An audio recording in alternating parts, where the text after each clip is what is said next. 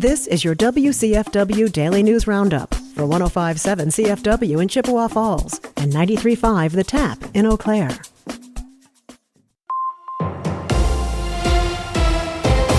105.7 CFW News, I'm James Kelly. The Community Foundation of Chippewa County has announced the recipients of over $140,000 in funding through the Healthy Chippewa County Grant Program. According to a press release, 5 organizations in the county focused on improving health and wellness in the community will receive a portion of that funding. Curdy Cares will receive the largest portion of around $35,500 to provide medical transportation for homebound residents and those who live in more rural areas with limited transportation options. The second largest award of $35,000 will go to the Chippewa Valley Health Cooperative to purchase equipment for its recently opened wound care center at the former St. Joseph's Hospital site. The Chippewa County Aging and Disability Resource Center, Rogers Memorial Hospital, and Aspirus Health will also receive grant funding to support their operations and purchase needed equipment. The grant funding comes from an endowment fund established with the assets transferred from the former HSHS St. Joseph's Hospital Foundation following the closures in 2024.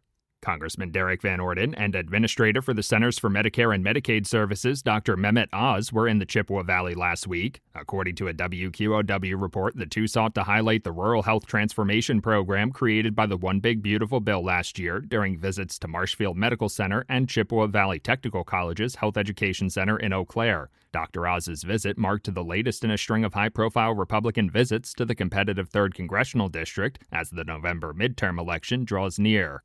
The Chippewa County Department of Human Services is inviting residents to a public hearing on its proposed 2027 budget this week. According to a press release, the public hearing will be held at 3:30 p.m. on Tuesday in the Chippewa County Courthouse on North Bridge Street in Chippewa Falls. Community members can share their thoughts on current human services programs, as well as their ideas for services that are needed but aren't currently available. Residents who can't attend the public hearing in person can also submit written public comments to department officials.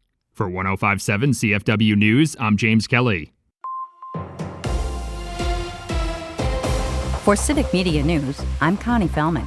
A popular national park in the UP is closing campgrounds after a wolf got a little too close for campers' comfort. Isle Royale park officials say over the past week, a wolf's been seen sniffing and pawing at tents, dragging backpacks away from tents, even going inside one tent. According to a news release, the wolf has become increasingly bold and shows signs of growing reliant on human food. Authorities say they'll increase their wolf deterrent efforts, which include air horns, paintball guns, and installing an alarm to alert visitors when a wolf comes around. The goal is to reopen by August 1st, but the closure may continue along with additional deterrent efforts if necessary.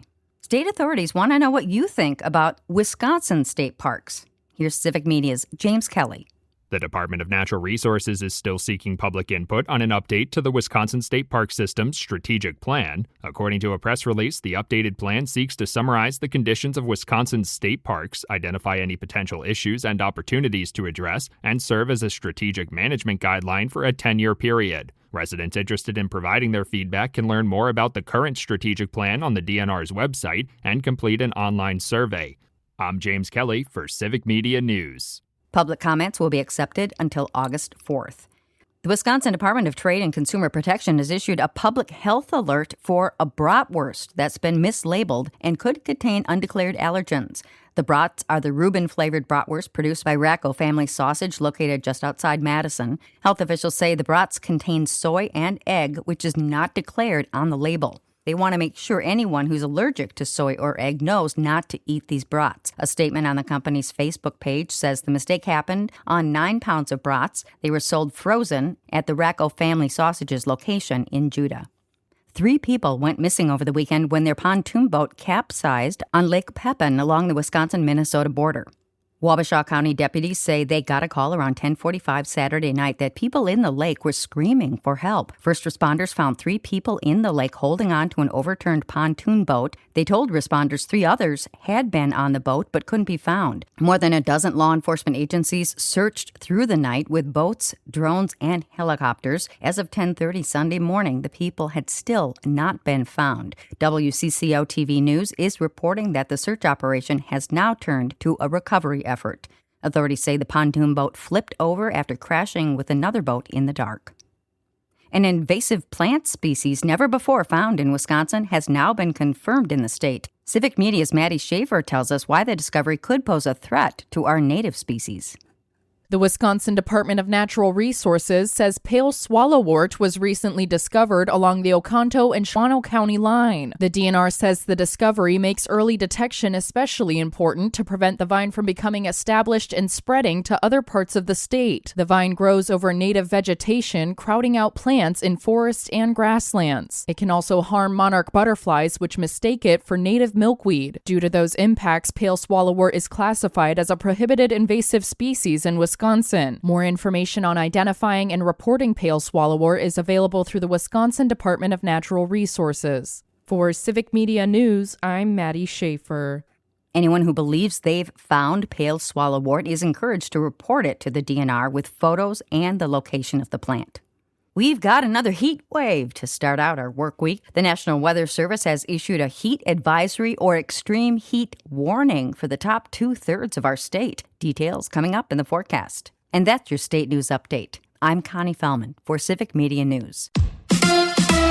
It's the Home Run Derby. Hi, I'm Mike Clemens with sports. Baseball's best hitters to compete in the Home Run Derby tonight at Citizens Bank Park in Philadelphia. But for the first time in 32 years, it won't be on ESPN. Instead, the Derby's on Netflix. Coverage beginning tonight at 7 p.m. Now, yesterday, the Brewers lost to the Pirates 14-5. One of the worst performances by the crew this season. Pittsburgh scored 10 runs in the fourth inning. Starter Robert Gasser tagged with the loss, giving up 7 earned runs. That completed a 3-game sweep of the Brewers over the weekend. Manager Pat Murphy.